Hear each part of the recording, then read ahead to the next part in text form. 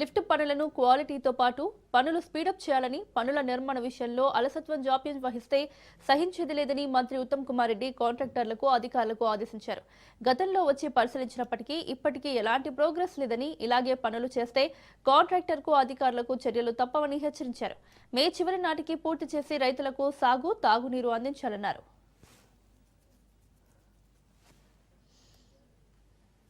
రేవంత్ రెడ్డి గారి నాయకత్వంలోని కాంగ్రెస్ ప్రభుత్వంలో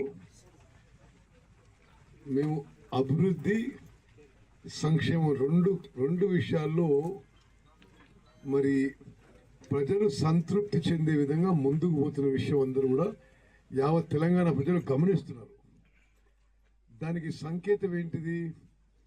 మేము అసెంబ్లీ ఎన్నికల్లో గెలవడమే కాదు, ఆ తర్వాత జరిగిన పార్లమెంట్ ఎలక్షన్స్, ఆ తర్వాత అదే టైంలో జరిగిన Secunderabad cantonment MLA by election, ఆ తర్వాత Jubilee hills by election, sarpanch ఎన్నికలు, మున్సిపల్ ఎన్నికలు, అన్నిట్లో కాంగ్రెస్ పార్టీ పట్ల, కాంగ్రెస్ ప్రభుత్వం పట్ల ప్రజలు సంతృప్తి వ్యక్తం చేసి కాంగ్రెస్ పార్టీని గెలిపించారు.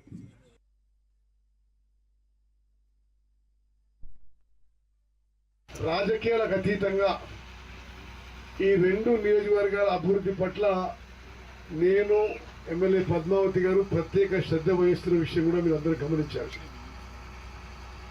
మరి కృష్ణా నదీ జలాల విషయంలో కానీ, గోదావరి నదీ జలాల విషయంలో కానీ బీఆర్ఎస్ ప్రభుత్వం ఉన్న 10 ఏళ్ల కంటే ఎక్కువ వ్యవసాయ విస్తీర్ణం, ఎకరేజ్ జరిగింది మా హయాంలో, ఎక్కువ పంట పండింది మా హయాంలో, ఎక్కువ మరి ప్యాడీ ప్రొక్యూర్మెంట్ కొనుగోలుకి ఎక్కువ డబ్బులు ఇచ్చింది మేము.